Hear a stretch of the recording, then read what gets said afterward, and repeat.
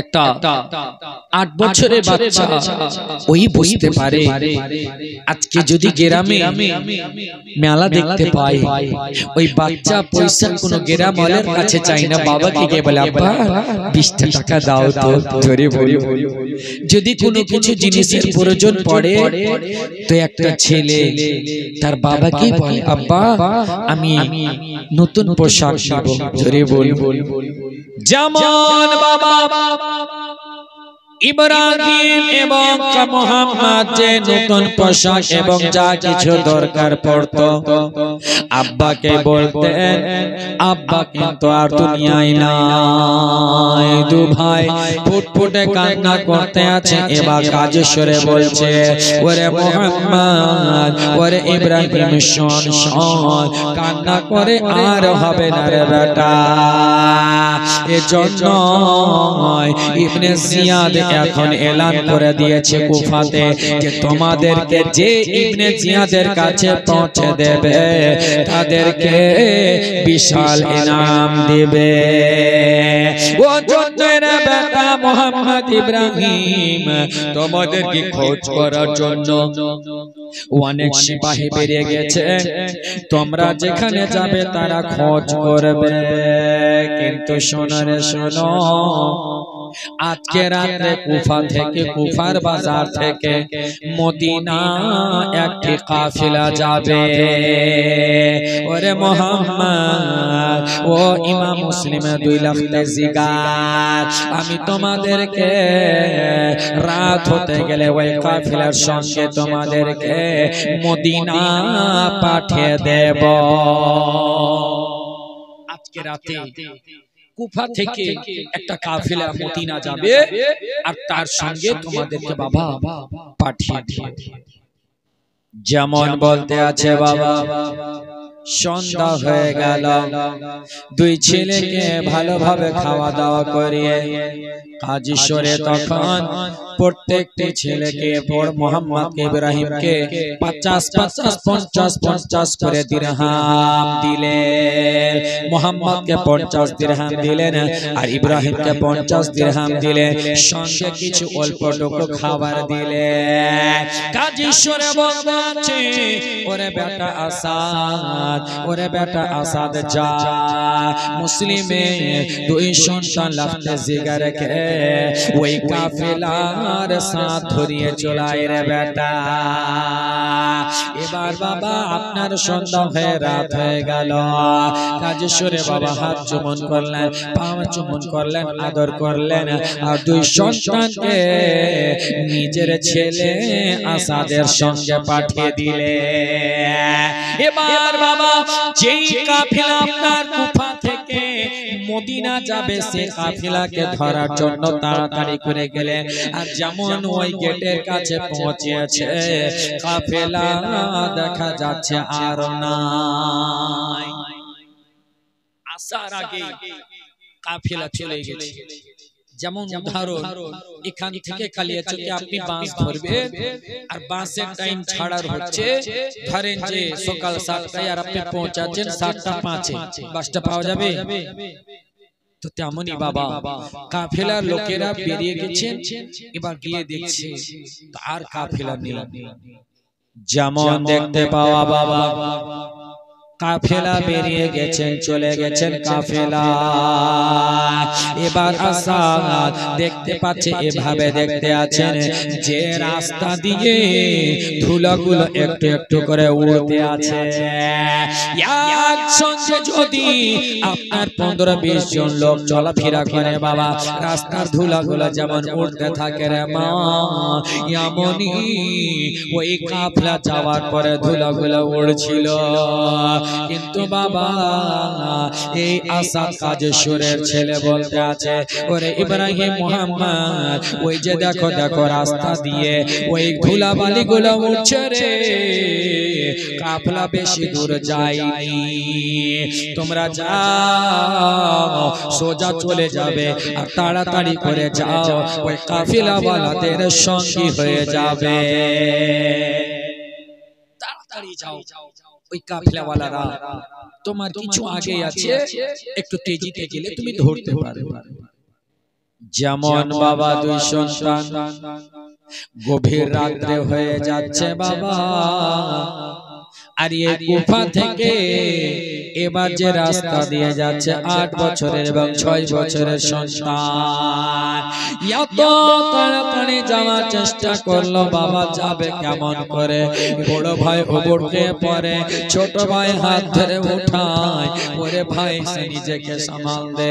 আবার ছোট ভাই দৌড়তে দৌড়তে পড়ে যায়, বড় ভাই হাত ধরে উঠায়, ভাই রে আমাদের এত কষ্ট রে ভাই, দেখো দেখো যে কুফাবাসীরা আমার বাবাকে শহীদ করিয়া দিয়েছে রে ভাই, তারা আমাদেরকেও ছাড়বে না রে ভাই, চল রে ভাই চল, ওই কাফেলার সঙ্গে হয়ে যায়। এবার বাবা দুই সন্তান যখন তেজের সঙ্গে গেল, যাওয়ার পরে দেখতে আছে বাবা, যেতে যেতে বাবা রাস্তায় এত অতিবাহিত করার পর, রাস্তা অতিক্রম করার পরে পায়ে ছাড়ি পড়ে গেল বাবা, তারা ক্লান্ত হয়ে গেল, কিন্তু কাফেলা সঙ্গী হতে পারলো না। এত তাড়াতাড়ি যাওয়ার পরেও কাফেলা সঙ্গে হতে পারলো না।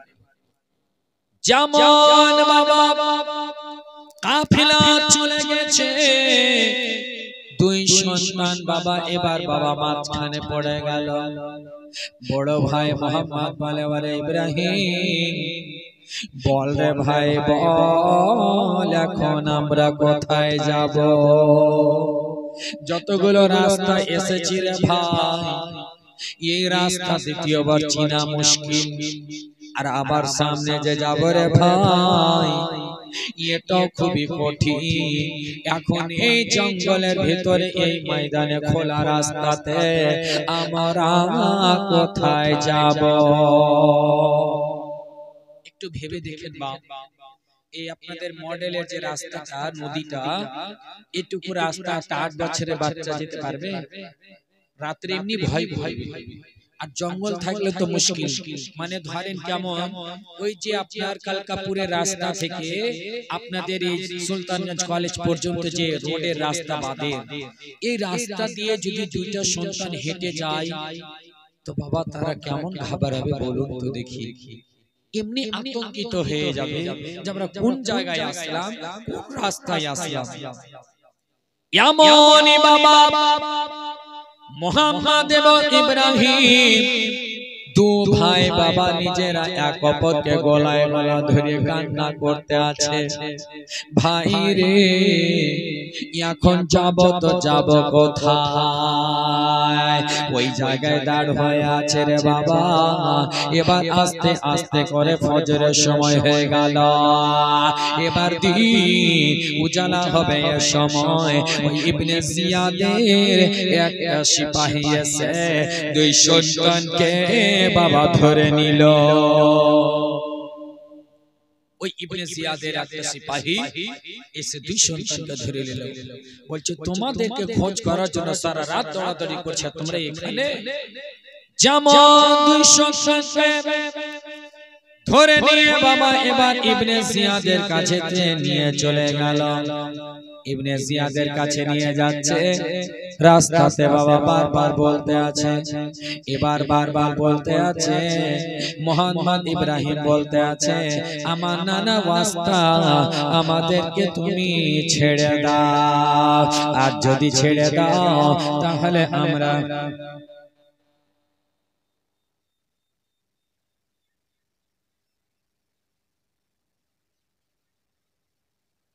যাই হোক একবার দুরূদ পড়েন, আল্লাহুম্মা সাল্লি আলা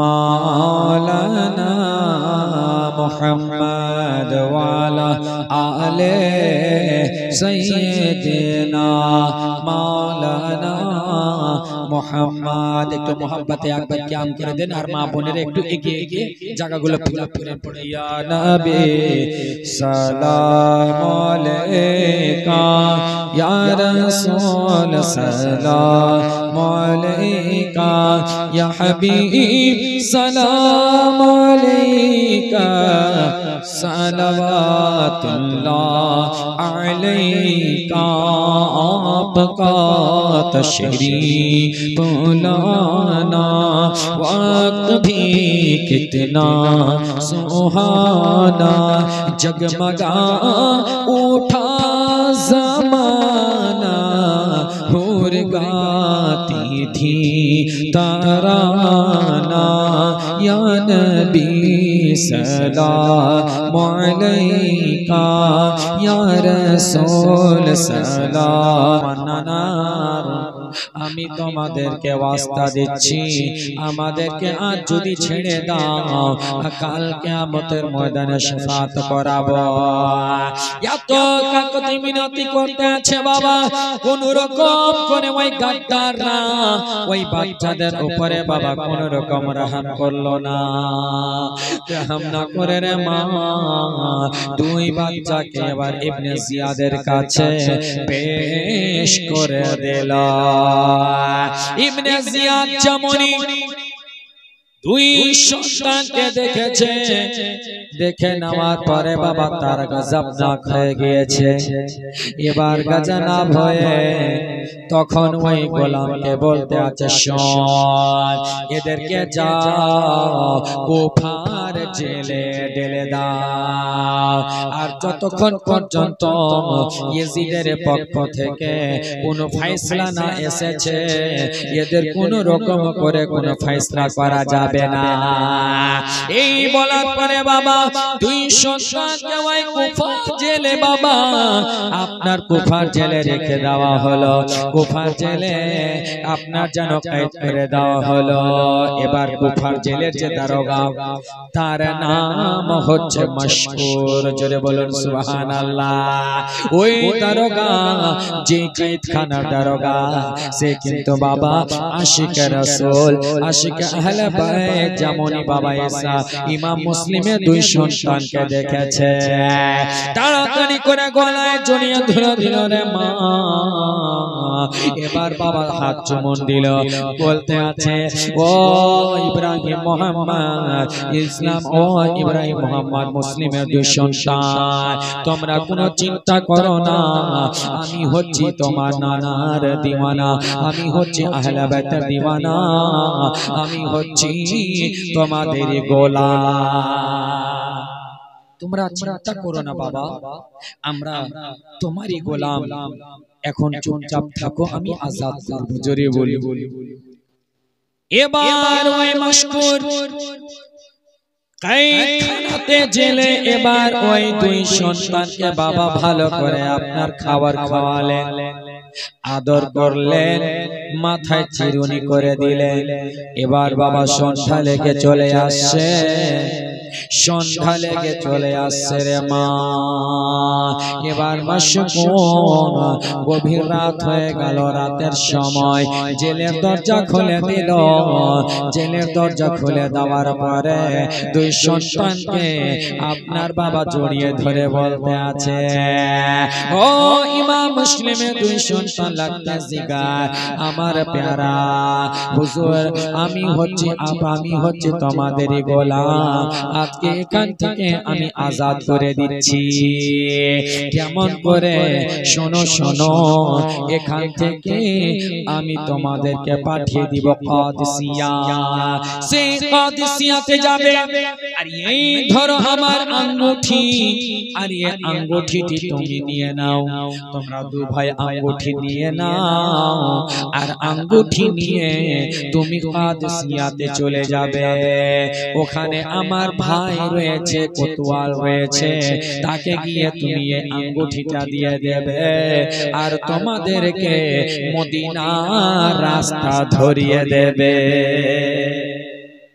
যাও আমার ভাইকে কাদিসিয়াতে গিয়ে এই আমার পরিচয় এটা দিলে বুঝে যাবে যে আমি দিয়েছি মশকুর দিয়েছি যেমন বাবা বলা এবার দু ভাই ওই রাতের দিকে রাস্তা ধরে আপনার চলে যেতে লেগেছে বাবা এবার রাস্তা ধরে যেতে যেতে এত যেতে আছে বাবা, কিন্তু মনে হচ্ছে কত না রাস্তা অতিক্রম করেছি।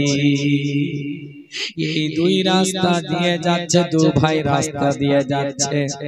কখনো বড় ভাই ছোট ভাইকে সান্ত্বনা দেয়, কখনো ছোট ভাই বড় ভাইকে সান্ত্বনা দিচ্ছে, ভাই রে একটু আর গেলে বোধহয় আমরা পৌঁছে যাব ভাই। বড় ভাই বলে, ওরে ভাই ইব্রাহিম একটু আর চল রে ভাই, আমরা গিয়ে হয়তো পৌঁছে যাব। কিন্তু বাবা দেখতে আছে এই করতে করতে রাত অতিবাহিত হয়ে গেল, সকাল হতে চলেছে বাবা, সূর্য উদয় হবে এমন প্রস্তুতি চলে আসলো। দু ভাই মনে করে, ভাই রে আমরা কোন জায়গায় পৌঁছালাম ভাই বলো। যেমন উজালা হয়ে গিয়েছে, উজালাতে দেখতে পাচ্ছে বাবা যে জায়গায় ছিল সেই জায়গার আশেপাশে ঘোরাঘুরি করেছে। মনে হচ্ছে অ্যাকচুয়ালি রাস্তাটা কেমন জানেন, বাদ থেকে নেমে আসলাম কিনা, তো ওই ইটের ভাটাগুলো আপনার আছে, ওইদিকে একটা রাস্তা আপনাদের গ্রামে আসার আছে নাই, ওটা দিয়ে ঢুকে আবার ঘুরে এটা দিয়ে আসা যাবে, আর সামনে যে নদীর ধারে রাস্তা এটা দিয়েও আসা যাবে।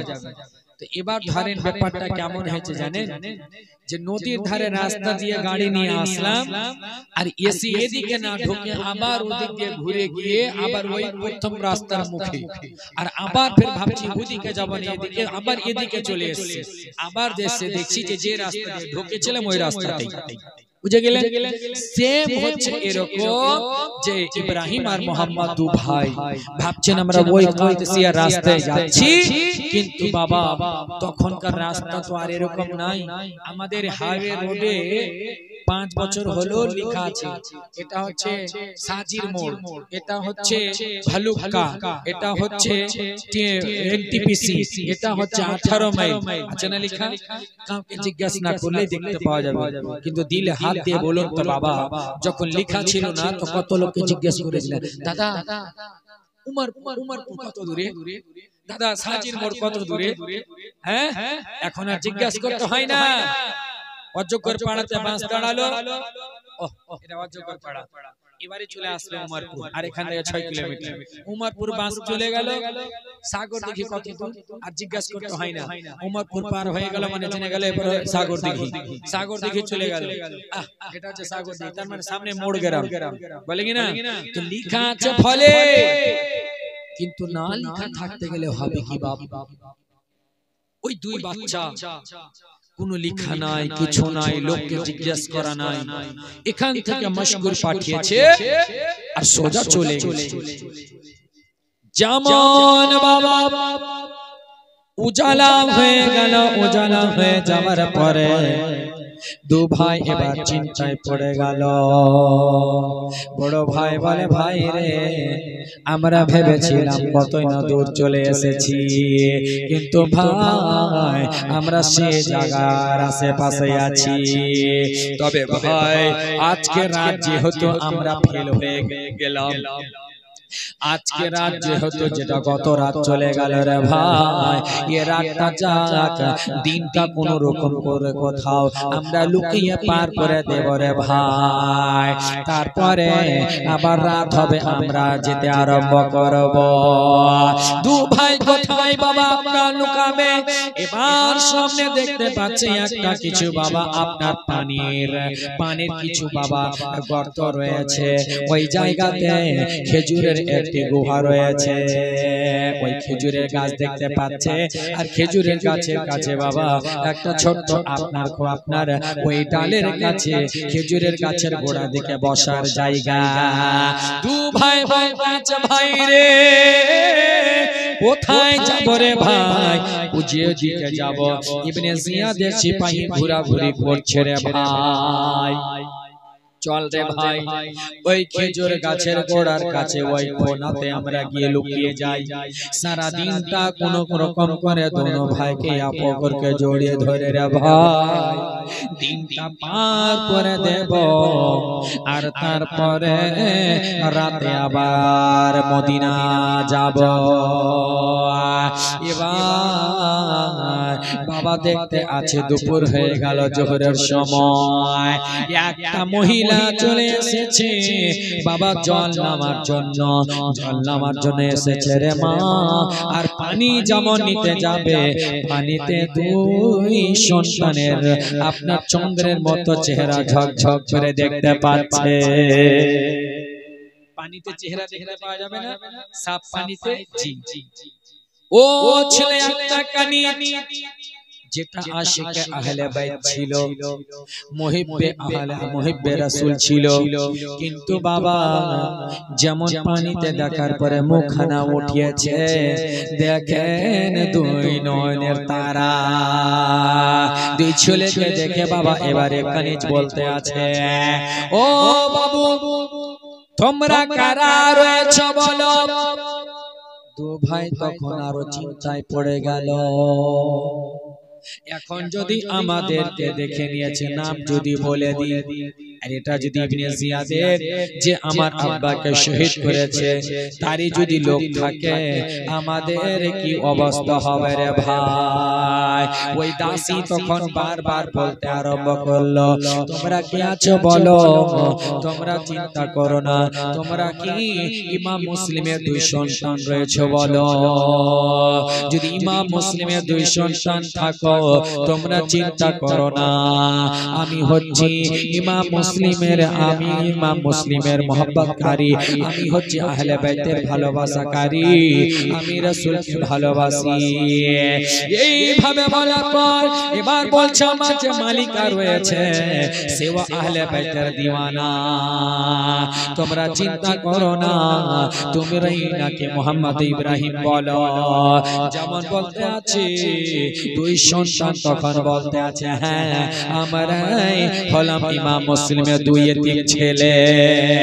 যেমন বলে দাও বাবা, এবার দুই এতিম বাচ্চাকে বলে তোমাদেরকে বলে জোড়া হাত ধরে আসো আসো আমার কাছে গলায় লেগে যাও, আমি তোমাদেরকে আমার নিজের মালিকার কাছে নিয়ে যাব, তোমাদেরকে লালন পালন করবে। এভাবে বলার পর দোনো ভাই বলছে, আরে ভাই যদি সত্যি হয় তো হয়তো বাঁচবো, আর যদি দুশমন হয় তো আবার ফের গেলাম। কথা বলতে আছে কানিজ বলছে, ও ইমাম মুসলিমের দুই সন্তান, ও ইব্রাহিম মোহাম্মদ, এখন যদি না আসো, আর অন্য কেউ যদি দেখে নাই ব্যাপার খারাপ হয়ে যাবে। এজন্যই বলছি তাড়াতাড়ি করে চলে আসো। তখন দুই সন্তান ইব্রাহিম মোহাম্মদ বাবা বিশ্বাস করে গাছ থেকে নেমে পড়লেন।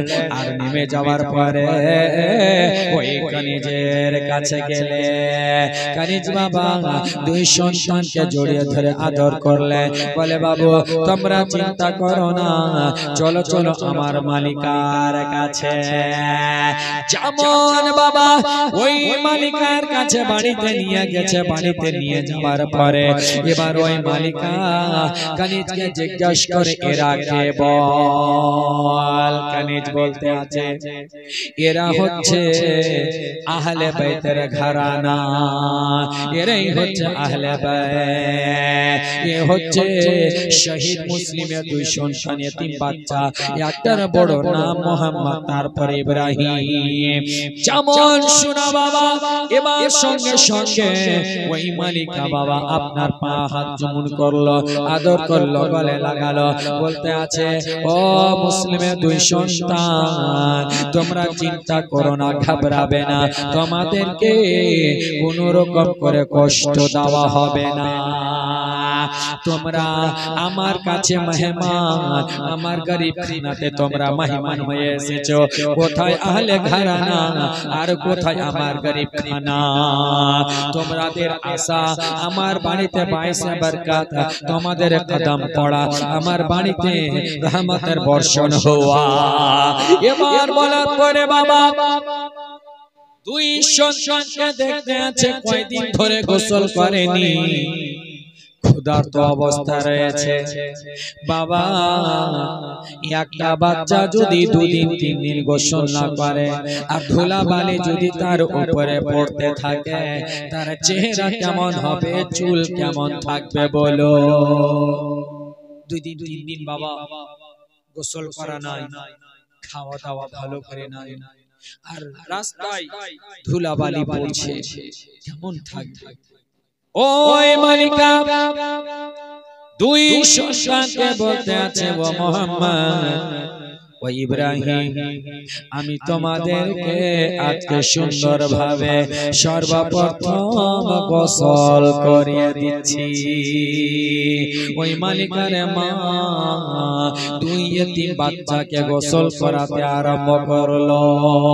বড় ভাই মুহাম্মদকে গোসল করাতে লেগেছে, ছোট ভাই দেখতে আছে, আর ছোট ভাইয়ের চোখ দিয়ে ঝরঝর করে জল পড়ছে। বড় ভাই মুহাম্মদকে দেখে এবার ছোট ভাই কান্না করে। মালিকা জিজ্ঞাসা করে, তুমি কান্না কেন করছো বলো?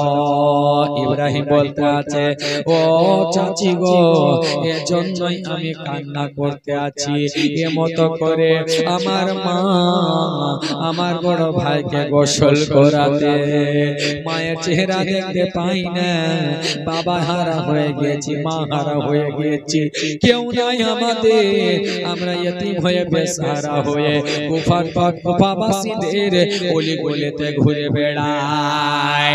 যারা কুফাবাসীরা আমার বাবাদেরকে ডেকেছিল, আজকে তারা ধোঁকা দিয়ে দিয়েছে, এজন্য আমার চোখ দিয়ে জল। আর যদি আমার বাবা থাকতো, আর যদি আমার মা থাকতো, আমাদেরকে এমন কষ্ট অনুভব করতে হতো না। এদিকে কান্না করতে আছে, মুহাম্মদকে বাবা গোসল দেওয়া হয়ে গেল। গোসল দিয়ে দেওয়ার পরে বাবা এবার সুন্দরভাবে মাথা মুছে দিয়ে পোশাক পরিয়ে দিলে, আর এদিকে ইব্রাহিমকে এবার গোসল দিতে শুরু করলো। ইব্রাহিমকে গোসল দেয় রে মা। এবার মুহাম্মদ দেখতে আছে বাবা, এবার মুহাম্মদ কান্না করতে আরম্ভ করলো। বড় ভাই কান্না করছে, আবার ওই মালিকা জিজ্ঞাসা করছে, কান্না কেন করছো বলো? বলে জন্যই মা, আজ যদি আমার মা থাকতো এভাবে গোসল করাতো, আমার মা নাই, আমার বাবাও ছেড়ে চলে গিয়েছে, আমার মা এমন ভাবে আমার ভাইকে গোসল দিত। আজকে আমরা ইতিম হয়ে এই কুফাবাসীদের অলি গলিতে ঘুরতে আছি গো। এবার যেমন বলে দাওয়া, তখন বাবার সঙ্গে সঙ্গে তাদের গোসল করা হয়ে গেল, পোশাক পরানো হয়ে গেল রে মা। এবার দুই সন্তানকে বসিয়ে দিল। বসিয়ে দেওয়ার পর এবার হাতে করে মালিকা খাবার খাওয়াচ্ছে, হাতে করে খাবার দিতে আরম্ভ করেছে রে মা। বড় ভাইয়ের মুখে দায়, ছোট ভাইয়ের চোখে জল, ছোট ভাইয়ের মুখে লোকমা উঠিয়ে দিচ্ছে, বড় ভাইয়ের চোখ দিয়ে জল পড়ছে। আবার মালিকা জিজ্ঞাসা করতে শুরু করে দিল, কেন কান্না করছো বাবু, বলো বলো। বড় ভাই বলতে আছে, চাচি গো, এজন্যই কান্না করছে চাচি। আজ যেভাবে আপনি আমার ছোট ভাইকে মুখে করে খাওয়াচ্ছেন চাচি, আমার মা এমন ভাবে আমার ভাইকে খাওয়াতো। এবার বাবা যেমন বড় ভাইকে খাওয়াবে, ছোট ভাই দেখে আবার কান্না করতে আছে, বলে চাচি গো, এমন ভাবে আমার মা খাওয়াতে, এজন্য মায়ের কথা অনেক মনে পড়তে আছে। এবার বাবা আপনার খাওয়া দাওয়া হয়ে গেল, সুন্দর ভাবে খাওয়া দাওয়া করিয়া বাবা চিরুনি করে দিল, সেটি করে দিল রে মা। এবার ওই মালিকা দুই সন্তানকে বলতে, শোনো শোনো, তোমরা দুইজন রাত হয়ে চলে আসছে, তোমরা ফাঁকা ঘরে সুন্দর ভাবে ঘুমিয়ে যাও। ওই মালিকা সুন্দর ভাবে একটা ঘরে তাদেরকে ঘুমিয়ে দিয়ে, যেমন বাবা ওই জায়গায় ওই ঘরে সুন্দর ভাবে ঘুমিয়ে দিলেন দু ভাই বাবা, এক অপরকে জড়িয়ে ধরে কান্না করতে করতে ঘুমিয়ে গেল। রাতের সময় ওই মালিকার স্বামী, যার নাম হচ্ছে হারিস, হারিস বাবা ইবনে জিয়াদের কাছ থেকে চলে আসছে বাড়ি। বাড়িতে আসার পরে এবার বাড়িতে যেমন এসেছে, এদিকে দুই সন্তান বাবা আপনার ঘুমিয়ে রয়েছে। এরা তো সুন্দর ভাবে ঘুমিয়ে গেছে, এরা জানে আমরা হেফাজতে আছি। ওই দিকে আপনার মশকুর যে দারোগা, কয়েদের জেলের যে দারোগা রয়েছে, তার খবর রে মা ইবনে জিয়াদের কাছে পৌঁছে দিয়েছে। ইবনে জিয়াদের কাছে খবরখানা পৌঁছে দিয়েছে যে মশকুর ওই দুই সন্তান, ইমাম মুসলিমের দুই সন্তানকে এখান থেকে তাদেরকে ভাগিয়ে দিয়েছে। সঙ্গে সঙ্গে ইবনে জিয়াদ রেগে গেলেন। রেগে যাওয়ার পরে এবার বলতে আছে, মশকুর কোথায় ডাকা হোক। মশকুরকে ডাকা হলো। মশকুর আসলেন, আসার পরে বলতে আছেন কি, বলে বলো বলো তুমি ইমাম মুসলিমের দুই সন্তানকে ছাড়লে কেন? মশকুর বলতে আছে, হ্যাঁ আমি ছেড়েছি, হ্যাঁ আমি তাদেরকে পাঠিয়ে দিয়েছি, তাদেরকে আমি এখান থেকে ভাগিয়ে দিয়েছি। বলে কেন? তোমার জুররাত হলো কেমন করে, সাহস হলো কেমন করে, তোমার কি আমার কোনো আমার গজবনাকের ভয় লাগে না?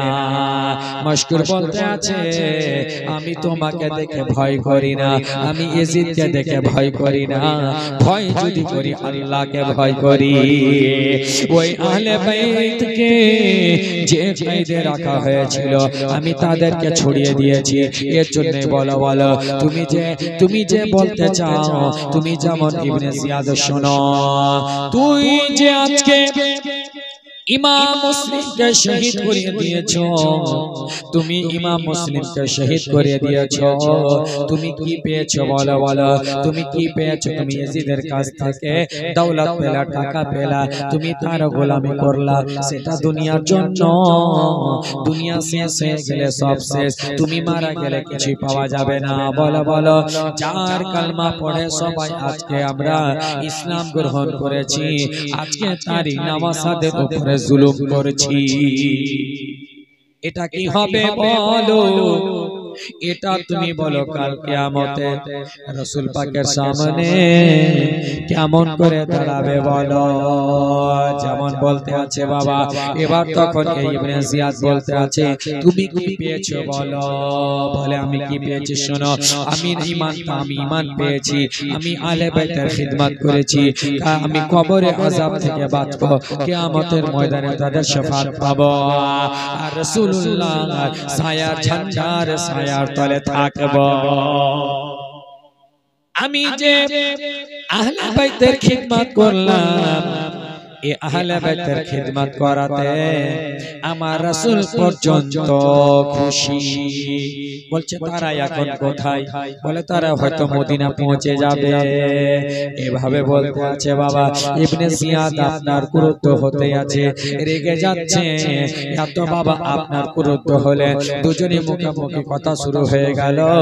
আর ইবনে জিয়াদ যখন কথা বলে আর পারে না, তখন সর্বশেষে এটা হুকুম জারি করল, বললো, ও শুনো, এ মশকুরকে 500 কোড়া মারা হোক। 500 কোড়া মেরে দেওয়ার পর তারপরে তাকে কতল করে দেবে।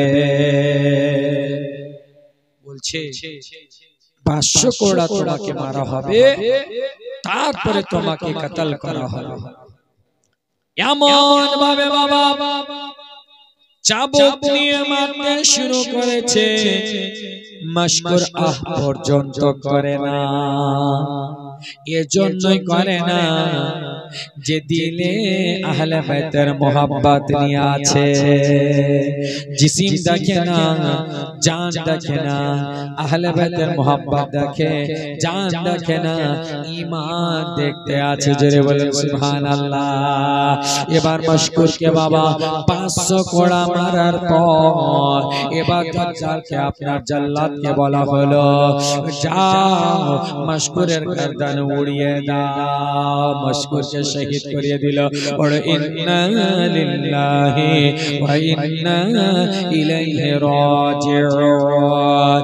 এবার বাবা ওই মলিকার বাড়ি হারিস চলে আসলো বাড়িতে।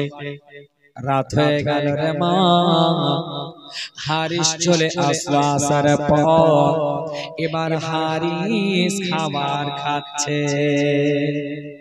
খাবার খেতে খেতে রে মা বাড়িতে তার স্ত্রীকে বলতে আছে যে ইবনে জিয়াদ ওই দুই সন্তানকে ধরতে গেলে এত ইনাম দিবে, এত ইনাম দিবে। আমি যদি পেয়ে যাই আমার জিন্দেগি সওয়ার হয়ে যাবে। সারা রাত খুঁজলাম, কোথায় পেলাম না। কুফার গলি গলিতে আমি তিন্ন করে দেখলাম, কিন্তু তবুও দুই সন্তানকে পেলাম না। এভাবে বলতে আছে রে মা। এবার তার স্ত্রী বলতে আছে, আচ্ছা বলো তো দেখি, ওই ইমাম মুসলিমের দুই সন্তানকে ধরে নিয়ে কি হবে বলো? বলে দৌলত পাবো। বলে দৌলত পেয়ে কি হবে? বলে শোহরত হবে। বলে শোহরত নিয়ে কি করবে? বলে নিজের হুনার হবে। বলে হুনার নিয়ে কি করবে? দুনিয়া ধন দৌলত শোহরত এগুলো কিছুই কবরে যাবে না। এগুলো দুনিয়ার জন্য, সব কিছু দুনিয়ায় থেকে যাবে। তার স্ত্রী বলতে আছে যে ওই দুই সন্তানকে ধরে দৌলত পেয়ে, টাকা পেয়ে, শোহরত পেয়ে কি হবে দুনিয়ার জন্য। আর তাদেরকে যদি কেউ সেবা করে, তাদের যদি কেউ সেবা করে, তাদের যদি কেউ লালন পালন করে, তাহলে আখিরাত তাদের কামিয়াব হবে। যারা তাদেরকে ধরে ইবনে জিয়াদকে দিবে, কতই না তারা মাক্কার, কতই না তারা লালাচি, কত না তারা আপনার লোভী মানুষ, তারা কত পাথর দিলের মানুষ। বলো বলো, দুই ইয়তিম বাচ্চা, নান্না বাচ্চা, যারা 8 বছর 6 বছরের বাচ্চা, তাদেরকে ধরে তাদের উপরে রহম না করে জুলুম করবে। এমন তো বুঝাতে আছেন বাবা। এবার ওই হারিস খাওয়ান খেয়ে নিল। রাত হয়ে গেল রে মা। এবার হারিস ঘুমিয়ে গেল। এদিকে পাশের ঘরে তারা ঘুমিয়ে আছে, আর ওদিকে পাশের ঘরে দুই সন্তান ঘুমিয়ে আছে। পাশের ঘরে ঘুমিয়ে আছে বাবা। এদিকে দুই ভাইয়ের মধ্যে এক ভাই স্বপ্নে দেখতে আছে, বাবাকে স্বপ্নে জিয়ারত করছে। জোরে বলো। বাবা মুসলিমকে স্বপ্নে দেখতেছে, মুসলিমকে স্বপ্নে দেখতে আছে। যেমন স্বপ্নে দেখবে, জোরে জোরে দৌড়িয়ে গিয়ে গলায় লেগে গেলে, গলায় লেগে স্বপ্নে বলতে আছে, আব্বা গো, ও গো আব্বা, আপনি আমাদেরকে ছেড়ে কোথায় চলে গিয়েছেন আব্বা? বলে গলায় ধরে কান্না করতে আছে বাবা। এবার ইমাম মুসলিম বাবা ওই বেটাকে আদর করতে আছে। বলে বেটা রে, আমাকে কুফা মক্কাবাসীরা শহীদ করে দিয়েছে রে বেটা। ওরে বেটা রে, তোমরা কোথায় আছো রে বেটা? তোমরা এখন পর্যন্ত কেন তোমরা বাড়ি যাওনি রে বেটা? হাল চাল জিজ্ঞাসা করলো। এবার ওই ইব্রাহিম বাবা আপনার স্বপ্ন দেখতে আছে। স্বপ্ন যখন দেখতে আছে, ইমাম মুসলিম দূরে যেমন সরবে, জোরে করে চিৎকার করে বাবা বলে কান্না করে উঠেছে। এদিকে স্বপ্নে বাবা বলেছে, আর এদিকে আসল বাবার উচ্চারণ হয়েছে। যেমন চিৎ মেরে কান্না করে উঠে গেল। কান্না করে উঠে যাওয়ার পরে এবারে কান্না করতে আছে। বড় ভাই উঠে গিয়েছে, বললে ভাই কি হয়েছে বল। বলে ভাই রে, আমার শহীদ বাবাকে আমি দেখেছি, আমার শহীদ বাবাকে দেখলাম রে ভাই। আমার স্বপ্নে এসে আমাকে আদর করলো, আমাকে জড়িয়ে ধরলো রে ভাই। আমার বাবা জড়িয়ে ধরে ছেড়ে যেমন যাবে ভাই, আমি জোরে করে চিৎকার করে উঠলাম, ভাই আমি দেখি এই বিছানায় আমি রয়েছি। যেমন বলে দামা এই কান্নার চিৎকার বাবা। এবার দু ভাই এত জোরে জোরে কান্না করতে শুরু করেছে। পাশের ঘর সেই জায়গা থেকে হারিস বাবা উঠে গেল। তাকদীরের আগে তাকদীরের আগে তাকবীর লাগে। আল্লাহু আকবার। এবার দেখতে আছে হারিস উঠে গেল। তার স্ত্রীকে উঠালো। কি ব্যাপার? আমাদের বাড়িতে বাচ্চার আওয়াজ কোথায়? কোথাকার বাচ্চা? যেমন বলে দাওয়া। হারিসের স্ত্রী থরথর করে কাঁপতে লেগে গিয়েছে। বলে স্বামী গো, আমাদের পাশে যে বাচ্চা রয়েছে এরাই হলো আহলে বাইত। স্বামী আপনার পা ধরি, আপনার হাত ধরি স্বামী গো, তাদেরকে তুমি কিছু করিও না, বলিও না। যেমন বলে দেওয়া। হারিস গাজব নাক হয়ে গেল, তার মাথায় দৌলত উঠে গিয়েছে, লালচ লেগে আছে। তাদেরকে যদি হারিস যদি ধরে নাই তাহলে ইনাম পাবে। স্ত্রীকে বাবা আপনার চুল ধরে ঝট করে চালিয়ে দিল রে মা। এবার তারপরে ঘরে গেল রে মা। ওই ঘরে গিয়ে দেখতে আছে দুই সন্তান বাবা আপনার চন্দ্রের মতো আলো, নুরানি চেহারা নিয়ে একে অপরকে ধরে কান্না করে। এবার এদিকে হারিস তখন জিজ্ঞাসা করে, তোমরা কে বলো? দুই বাচ্চা জানে এই বাড়ির সবাই তো আমার নবীর, আমার নবী মুস্তাফার আশিক, আহলে বাইতের আশিক, বলতে অসুবিধা নাই। তখন বলতে আছে আমরাই হচ্ছে ইমাম মুসলিমের দুই সন্তান, এতিম ছেলে। যেমন বলা, হারিস ক্লিয়ার হয়ে গেল। যেমন বলে বাবা। এবার হারিস তখন দুই সন্তানকে বাবা গিয়ে ধরে নিল। ধরে নেওয়ার পরে এবার তাদেরকে নিয়ে বাবা আপনার বাড়ি থেকে বের হবে। স্ত্রী পা ধরে নিল, পা ধরে বলতে আছে স্বামী গো, আজকে যেভাবে আমি এদেরকে সুন্দর করে লালন পালন করে ঘুমিয়েছিলাম স্বামী, আজকে যদি তুমি তাদেরকে কষ্ট দাও, আঘাত দাও, কালকে আমতে আমি কেমন করে নবীর সামনে দাঁড় হব? আমি কি করে উত্তর দেব? স্বামী গো, তোমার পা ধরি, তাদেরকে ছেড়ে দাও, তাদেরকে ছাড়তে গেলে আখিরাতে কামিয়াব হব।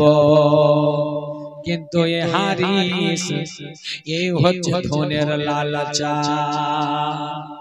তার চোখ বাবা লাল হয়ে গেল।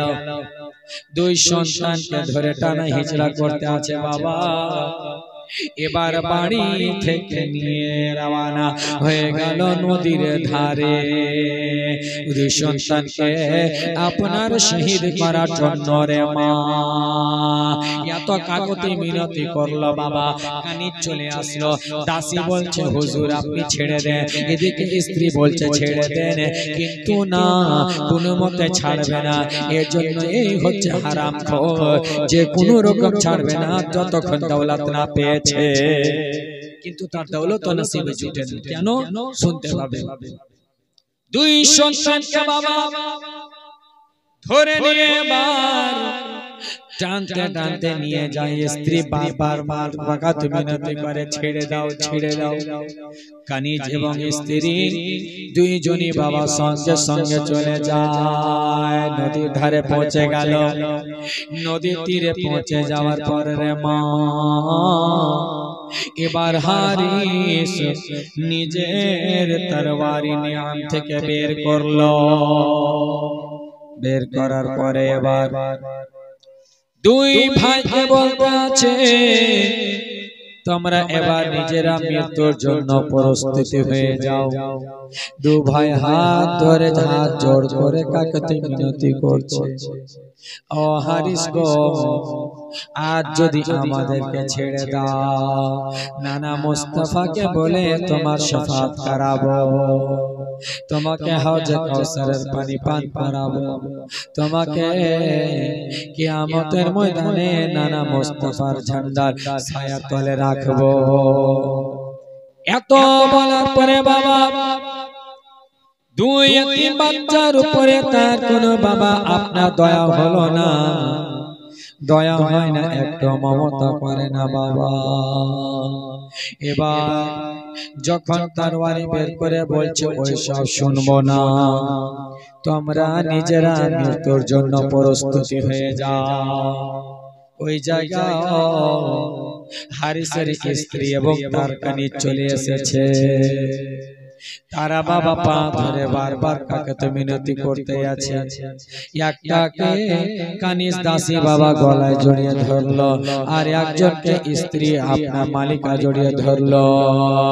এবার হারিস দুইজনের চুল ধরে বাবা দুই দিকে করে দিল, আর তাদের উপরে তরবারি চালিয়ে দিল, তাদেরকে তরবারিতে আঘাত করে ফেলে দিল। এবার দুই সন্তানকে বলে, তোরা আয়, আর তোদের রেহাই নাই। বড় ভাই বলে, যখন আমাদেরকে শহীদ হতে হবে তাহলে আগে আমাকে শহীদ করো, এজন্য ছোট ভাইকে আমি দেখতে পারবো না। ছোট ভাইকে এবার ছোট ভাই বলে, না না, আমি বড় ভাইকে আমি চোখের সামনে দেখতে পারবো না, আগে আমাকে শহীদ করো। দু ভাই এক অপরকে বলতে আছে রে মা। ইব্রাহিম বলে, আমাকে আগে শহীদ করো। মোহাম্মদ বলে, না না, আমাকে আগে শহীদ করো।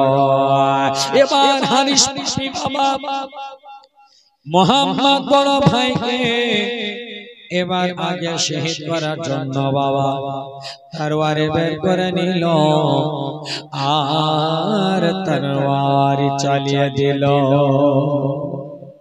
মস্তখানার মা গলাখানা আপনার জিসিম থেকে আলাদা হয়ে গেল। ছোট ভাই দেখে কান্নায় থেমে থাকতে পারে না, কেমন করে থাকবে রে মা? নিজের ভাইকে সামনে যদি শহীদ করে দেওয়া হয় কেমন করে সহ্য করবে রে মা বলো? এবার দু ভাই এবার এদিকে বাবা এক অপরের কাছে বাবা এবার এক ভাইকে শহীদ করে দিলেন। এ ভাই বলতে আছে, ওরে ভাই আজ যদি আমার বাবা ছিল, বাবার সাহারাতে ছিলাম, আজকে তুমিও চলে গেলে রে ভাই, আমি কার সাহারাতে থাকবো? এমন বলতে আছে। এবার হারিস পাপি এবার দুই ইব্রাহিমকে তরবারি চালিয়ে শহীদ করে দিল। ইন্না লিল্লাহি ওয়া ইন্না ইলাইহি রাজিউন। শহীদ করে দেওয়ার পর তাদের বাবা আপনার দেহ মোবারককে নদীর ধারে ভাসিয়ে দিলেন, আর তারা হাউজে কাউসারের কাছে চলে গেলে। সুবহানাল্লাহ। এদের হচ্ছে এমন কষ্ট দিয়েছে বাবা যে তাদেরকে শহীদ করে দিল। আজকে এই দুই সন্তান ইমাম মুসলিমের দুই সন্তানকে শহীদ করা হলো, আর দুই সন্তানের শহীদের পর তারপরে শুরু হবে আপনার মদিনা ছুটে যাওয়া। জোরে বলে এই দুই সন্তান আল্লাহর কাছে प्यारा बंदा जन्नती बंदा सुबहानअल्लाह। हमारे एक दादा 50 টাকা দিয়েছে। नारे तकबीर, नारे रिसालत, नारे हैदरी, सुबहानअल्लाह। আহলে বাইতের मोहब्बते 50 টাকা দিয়েছে। তো এই দুই সন্তানের ওসিলা দিয়ে আল্লাহর কাছে একটু দোয়া করব মা, যেন আপনার যদি ছেলে থাকে যেন তাকে আলিম বানানো হয়, আপনার ছেলেকে যেন আল্লাহ হাফিজে কোরআন তৈরি করে। আমার মা বোন বাবা যে ভাইদেরকে বলবো একটু শুধু 11 জন ব্যক্তি মাত্র 200 টাকা করে আমার 11টা মা এই দুই সন্তানের নামে একটু দান দিতে পারবে মা? মাত্র 11 জনকে বলবো 200 টাকা করে এসে দিবে, আর আমি দিল থেকে দোয়া করব। সুবহানাল্লাহ। প্রথম কলমে একটা আমি দেখতে চাই যে বলবে মাওলানা আমি দিলাম 200 টাকা এই ইমাম মুসলিমের দুই সন্তানের শহীদে দোয়া করার জন্য। সুবহানাল্লাহ। একটু পিছন থেকে সামনে থেকে কমিটির লোককে বলবো একটু 5টা মিনিট মা বোনদের কাছ থেকে একটু হাতখানা আপনারা পাতেন, তারা কিছু দিবে ইনশাআল্লাহ। সুবহানাল্লাহ। একটু নবীর মোহাব্বতে নওয়াসায় আমার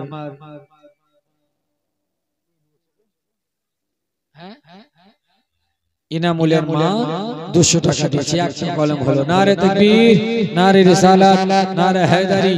ইনামুলের মা 200 টাকা। আর আমার বাপজিদের কাছ থেকে 200 টাকা করে 11 চাইছি। 11 জন ব্যক্তি 200 টাকা করে বাপ দিতে পারবেন না? একটু দুয়াটা করব তারপরে আগাবো একটু। সুবহানাল্লাহ। বেরাদার মুআজ্জাজ মুহতারাম, এই দুনিয়া ছেড়ে সবাইকে যেতে হবে বাপ। আজকে দুই সন্তান চলে যাচ্ছে, এই বাড়ি গাড়ি ধন দৌলতকে টাকা নিয়ে রেখে আপনার কাছে 20,000 চাইনি, 200 করে বলেছি। একদিন সবাইকে দুনিয়া ছেড়ে যেতে হবে। এইজন্য কি বলছেন, একদিন মাটির ভিতরে হবে ঘর, মন আমার কেন বাঁধো দালান ঘর। একদিন মাটির ভিতরে হবে ঘর, মন আমার কেন বাঁধো দালান ঘর, কেন বাঁধো দালান ঘর। বাড়ি গাড়ি টাকা পয়সা সবই রবে পড়ে, তোমারে সঙ্গে করে কিছু যাবে না ভাই তোরে। একদিন মাটির ভিতরে হবে ঘর, মন আমার কেন বাঁধো দালান ঘর, রে মন আমার। বেনামিতে 500 টাকা, করিম 200 আর হুমায়ুন 200। সুবহানাল্লাহ। 100 টাকা 200 টাকা একজন দিয়েছে, 100 টাকা কালকে দিয়ে দেবে। সুবহানাল্লাহ। তাহলে টোটাল 6টা কলম হলো, 3টা মা বোনের আর 3টা আপনাদের, 8টা করে বাকি। বেরাদার মুআজ্জাজ একটু মা বোন তাড়াতাড়ি দেন, তারপর আগে শুনতে পাবেন। আজকে বেরাদার মুআজ্জাজ আপনারা বুঝতেই পারছেন যে জমকে যা আপনাদেরকে শোনাবো তা নয়, তবে একখানা বাবা নাত পড়তে পড়তে আপনারা একটু চট করে সুবহানাল্লাহ নবীর মোহাব্বতে সুবহানাল্লাহ একটু দেন। যদিও গলা বসে আছে বুঝতে পারছেন, গত রাতে ভুল করে হিটার বেশি চালিয়ে গরম হয়ে গেছে, এবার কাঁচ খোলার পরে ঠান্ডা লেগে গেছে। গাড়িতে মারু জায়গায় হিটার চালু করলাম যে গরম করবে, আর এত গরম যে সব খুলে আর কাঁচ খুলে দিয়েছি বাপ, আর দিয়েছে গলাতে মেরে। তো বেরাদার মুআজ্জাজ গলা বসে যাও, ছিঁড়ে ছিঁড়ে যাক, জজবা আছে, আহলে বাইতের মোহাব্বত আছে। জোরে বলুন, একটু নবীর মোহাব্বতে বলুন সুবহানাল্লাহ। একটু শোনাচ্ছি, বাংলাতে যদি শুনে বাংলাতেই বলবো বেরাদার। হ্যাঁ, একটু মোহাব্বতে বলুন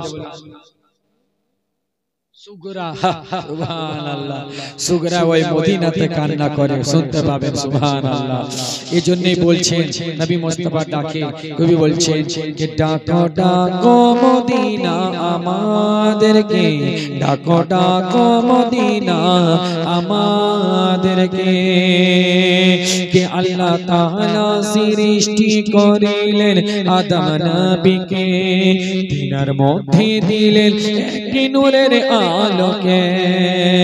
আল্লাহ তাআলা সৃষ্টি করিলেন আদম নবীকে, তিনার মধ্যে দিলেন একটি নূরের আলোকে। নবী মুস্তাফার নূর,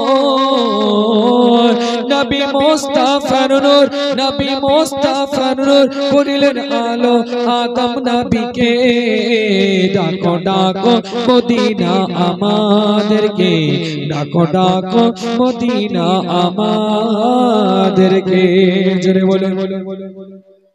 এদিকে 7টা কলম হয়েছে আর আপনারা চুপচাপ বসে আছেন।